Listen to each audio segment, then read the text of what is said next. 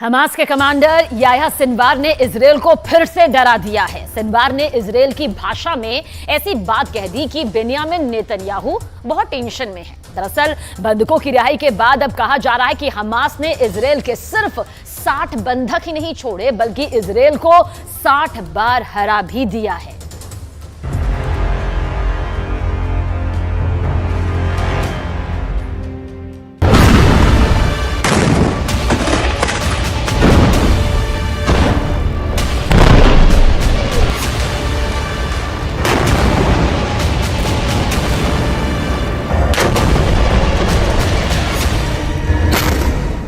Cease fire टूट गया।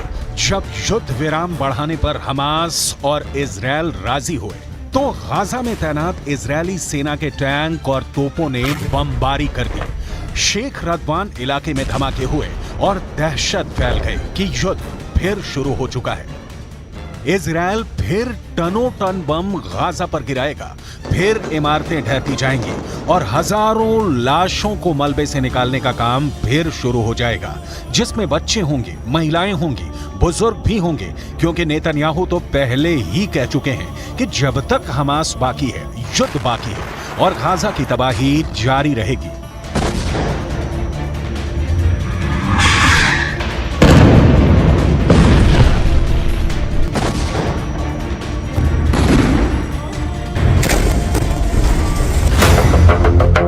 यानी सीज फायर की उम्र ज्यादा नहीं है और अब शेख रदवान में हुए हमलों ने बता दिया कि सीज फायर टूट गया है।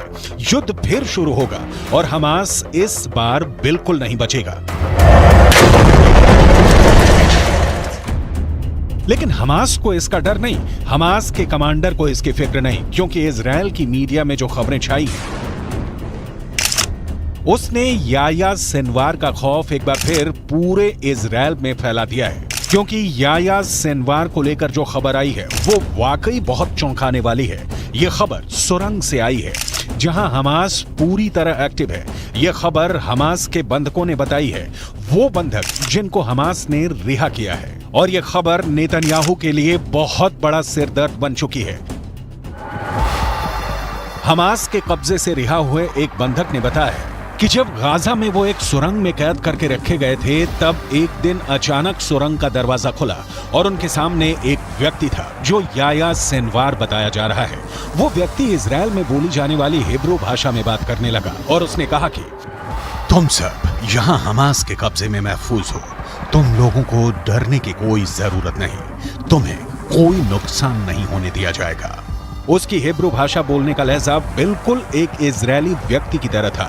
शुरू में उन्हें लगा कि इजरायल का कोई शख्स उनसे बात कर रहा है, लेकिन फिर एहसास हुआ कि यह हमास का कमांडर याह्या सिनवार ही है। המכונה הצה"לית עובדת במלוא העוצמה.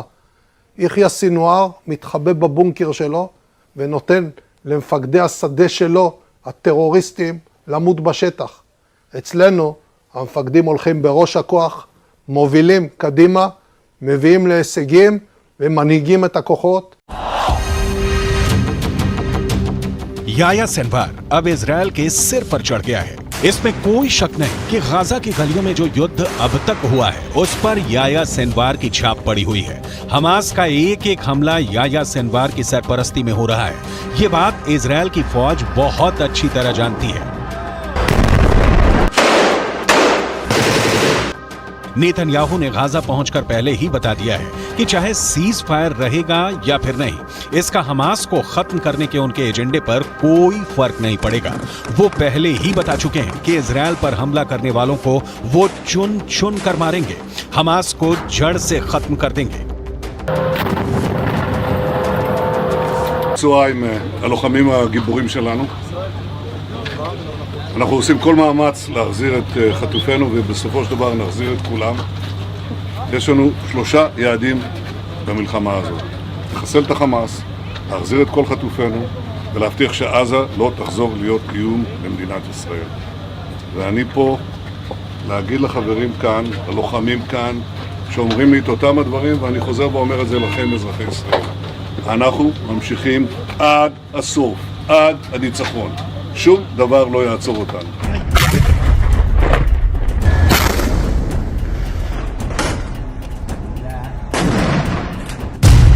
यानी हमास का पक्का इलाज होगा, हमास को पूरी तरह खत्म कर दिया जाएगा। इसकी 100% वाली गारंटी नेतन्याहू बार बार दे रहे हैं। गाजा में सीज फायर करके इजरायल को वक्त मिला, उसकी सेना को वक्त मिला, हमास को भी वक्त मिला। दोनों तरफ अपनी ताकत को फिर से जुटाने का काम हुआ होगा ताकि युद्ध के अगले चरण को और खतरनाक बनाया जाए। लेकिन इन सबके बीच सबसे बड़ा चैलेंज याह्या सिनवार बन चुका है।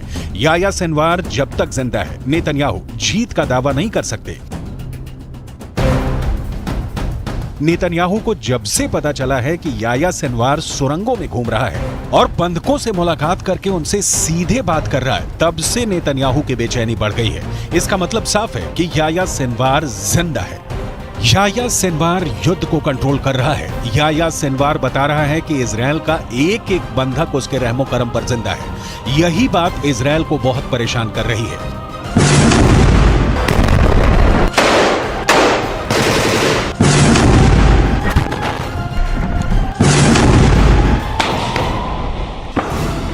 याह्या सिनवार के ऑर्डर पर हमास कुछ भी कर गुजरने को तैयार है। सिनवार की बहुत ही खास स्ट्रेटजी है जिसके आगे अभी तक इजरायल नाकाम ही साबित हुआ है। 7 अक्टूबर को हुए हमले के बाद हमास के खिलाफ जंग में इजरायल के 2 मकसद थे। पहला, हमास के पास से करीब 250 बंधकों को आजाद कराना, जिसके लिए इजरायल को सीज फायर करना पड़ा, यानी उसका युद्ध और बमबारी काम नहीं आया, वो फेल हो गया। दूसरा मकसद, इजरायल हमास को जड़ से खत्म करना चाहता है, लेकिन अभी तक इसमें भी इजरायल फेल ही साबित हुआ है। יש היום הסכמה לאומית בכל מדינת ישראל שאנחנו חייבים להילחם ולנצח בגלל מה שקרה, בשביל העתיד שלנו וגם בשביל העתיד של העולם החופשי. חמאס ואייסיס זה אותו דבר, ויחיא סנואר זה אוסמה בן לאדן החדש. इसमें कोई शक नहीं कि याह्या सिनवार ही 7 अक्टूबर को हुए हमास के हमले का मास्टरमाइंड है। उसी ने साजिश रची, उसी ने टारगेट चुना और अब वही गाजा से सब कुछ कंट्रोल कर रहा है। गाजा की गलियों में जो युद्ध हुआ है या हो रहा है, उसने इजरायल को भी बड़े झटके दिए हैं, लेकिन नेतन्याहू अपने फैसले पर कायम है। ישבתי עם סגן הרמטכ"ל, עם המפקדים, ועל הקיר היה כתוב עם ישראל חי. אז עם ישראל חי, ועם ישראל גם מנצח. בזכותכם, בזכותכם. תודה לכם. बंधकों को छुड़ाने वाले सीज फायर के बाद वो हमास पर 10 गुना तेज हमला करेगा। फिर हमास के पास न बचने का रास्ता होगा न भागने का। गाजा की गलियों में युद्ध के दौरान हमास ने भी बड़े बड़े दावे किए हैं। हमास का दावा है कि उसने इजरायल के 180 टैंक और बख्तरबंद गाड़ियों को हमले में फोड़ दिया है।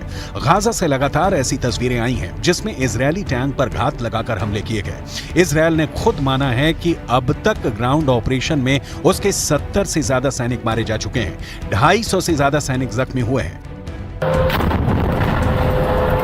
लिहाजा हमास के खिलाफ जो ताकत इजरायल को माना जाता है, उसके मुताबिक नतीजे तो इजरायल को भी नहीं मिले हैं। हालांकि नेतन्याहू के सामने अपनी छवि को बनाए रखना बड़ा चैलेंज बन चुका है और गाजा पहुंचकर उनकी पहली कोशिश इसी तरफ नजर आती है। सीज फायर हमेशा के लिए नहीं हुआ है और आगे की लड़ाई जैसी भी होगी, उसे लेकर इजरायल के ऊपर बंधकों वाला प्रेशर पहले के मुकाबले काफी कम होगा, क्योंकि बहुत से बंधक, खासकर बच्चों और महिलाओं को हमास आजाद कर चुका है।